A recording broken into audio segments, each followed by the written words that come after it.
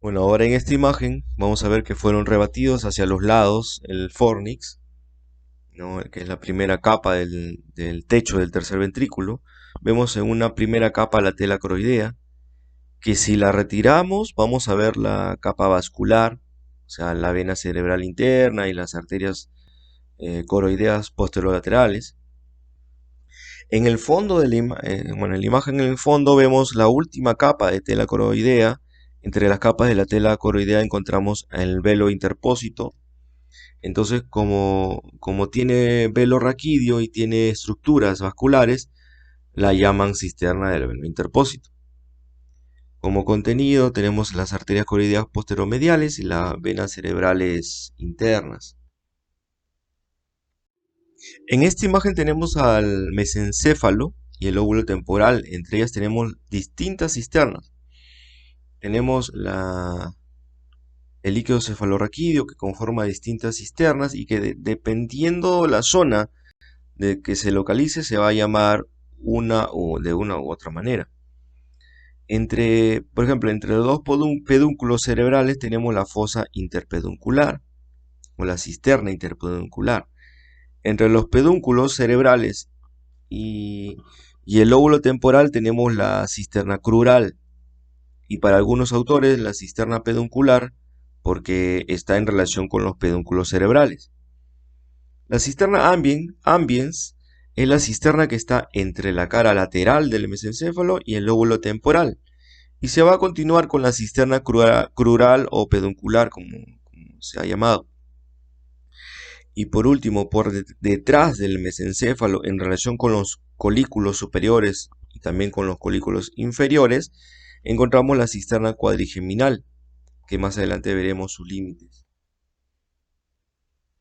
Las cisternas ambias son bilaterales, como pueden ver en la figura, son simétricas al lado de la línea media por detrás, se comunican con la cisterna cuadrigémina, que ya le mencionamos.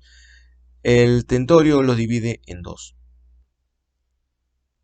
Aquí podemos apreciar el mesencéfalo, el lóbulo temporal, también la fosa interpeduncular, la arteria cerebral posterior, que recorre todas estas cisternas, va a dar las ramas tálamo perforantes, la porción, bueno, la P1 porque está por detrás de la arteria comunicante posterior. Después tenemos el sector posterocomunicante, la P2A, que es la cisterna crural, y la P2B en relación con la cisterna ambiens, y P3 en relación con la cisterna cuadrigeminal. Otra estructura importante es la vena basal del cerebro. Bueno, ahora vamos a hablar de las cisternas infratentoriales, o sea que se encuentran por debajo de la tienda del cerebelo. Ya mencionamos las que están por encima. Ahí se ve la fosa interpeduncular, la prepontina, la premedular, la cisterna magna y también la cisterna cuadrigeminal. La membrana medulopontina también, la membrana medulopontina medial va a separar la prepontina de la premedular. Ya en esta imagen vemos los nervios oculomotor, la arteria basilar, la arteria vertebral que forma la arteria basilar, el nervio trigémino, el nervio 7, el 8, los nervios que salen del surco retroolivar. Ahora en esta imagen vemos una estructura muy importante que se llama membrana de Lilliquist, que se va a extender entre los dos nervios oculomotores y es una membrana que permite separar la fosa interpeduncular, la cisterna interpeduncular de la cisterna prepontina. Eso es lo que permite separar la cisterna interpeduncular de la cisterna prepontina. En esta imagen vamos a ver que la membrana de Lilliquist va a comenzar en el dorso de la silla turca, o la silla celar, y tiene dos membranas. Uno diencefálica que termina cerca de los cuerpos mamilares y una membrana mesencefálica que termina en el ángulo que forma el puente y el mesencéfalo. Vale destacar que la membrana diencefálica separa la cisterna quiasmática de la cisterna de la fosa interpeduncular. Y también la membrana mesencefálica separa la cisterna de la fosa interpeduncular de la cisterna prepontina. En esta imagen vemos la cisterna interpeduncular. Como elemento importante y característico tenemos el origen aparente del nervio oculomotor. Pero vemos estas perforaciones, hay unas perforaciones que corresponden a la sustancia perforada posterior, y es importante porque van a ingresar las arterias tálamo-perforantes. La cisterna interpeduncular tiene como límite posterior y lateral los pedúnculos cerebrales. Por delante tiene a los tubérculos mamilares.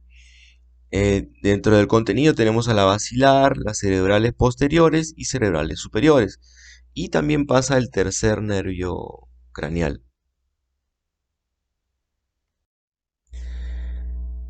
La cisterna prepontina, dentro de su contenido tenemos a la arteria basilar formado por las arterias vertebrales situadas en la línea media, como ahí lo podemos ver claramente en esa imagen.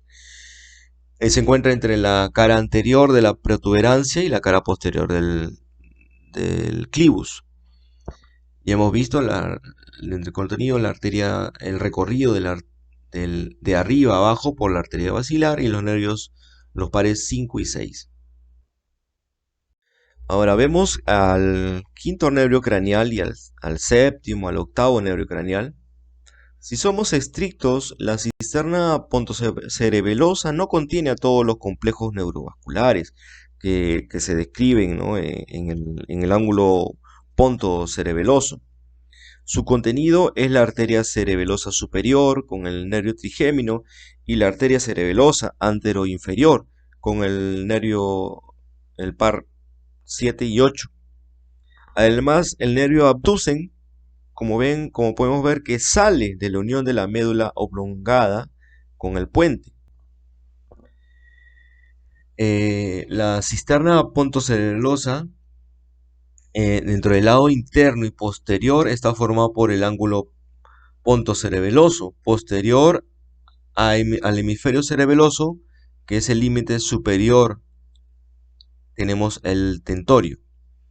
Ya hemos visto, como se menciona ahí, tenemos a la parte superior al quinto y sexto par craneal, en la parte media al séptimo y octavo par craneal, y en la parte inferior al noveno, décimo y al onceavo par craneal. Dentro de la cisterna premedular vemos las pirámides de la médula oblongada, al surco preolivar y al nervio hipogloso saliendo. También mencionamos la cisterna, en esta figura la cisterna cerebelo-medular, que está al costado de la premedular, ¿no? Está entre el cerebelo y la médula oblongada. Y vamos a ver los nervios que están saliendo del surco retroolivar, o sea, el glosofaringio, vago y el accesorio.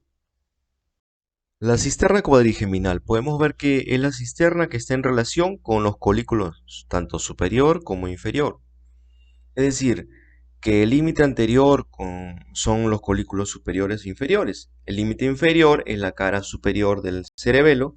El límite superior es el esplenio del cuerpo calloso. Dentro del contenido tenemos a la vena cerebral magna, que es la continuación de la unión entre las dos venas cerebrales internas. También tenemos a la vena basal del cerebro, a la vena vermiana superior. Y también tenemos como vemos ahí en la imagen, a la glándula pineal superior y anterior. En esta imagen vemos al cerebelo, ¿no? La cara superior e inferior. Vemos el lóbulo occipital derecho y el izquierdo. El derecho fue levantado para ver en esta porción la parte más superficial de la cisterna cuadrigeminal.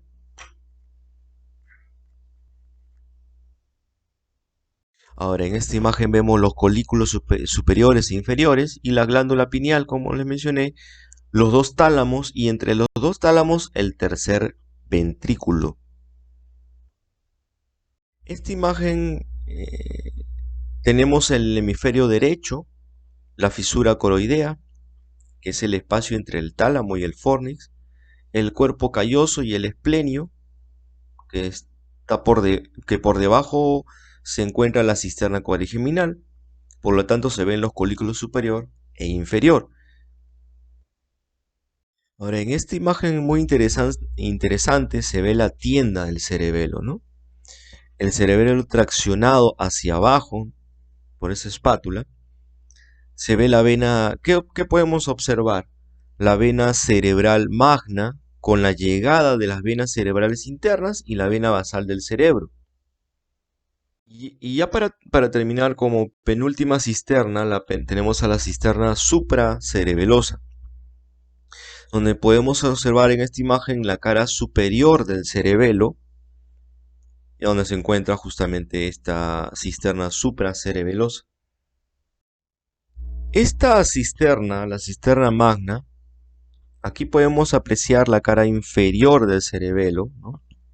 En relación con las amígdalas, también en relación con la porción del vérnix que está en la cara inferior. Aquí podemos ver la cisterna magna y cómo el estilete está ingresando en la cisterna magna, ¿no? La cisterna magna se encuentra entre la cara posterior de la médula cervical y parte posterior del cerebelo, por detrás con la escama del occipital. Está pasando por la cisterna magna las cerebelosas posterior inferiores y también las amígdalas cerebelosas. Por último, en esta imagen podemos ver cómo la cisterna magna, ¿no? Esa imagen que está marcada, es cómo esta cisterna magna está en relación con las amígdalas, ¿no? Y está situado en la cara inferior del cerebelo.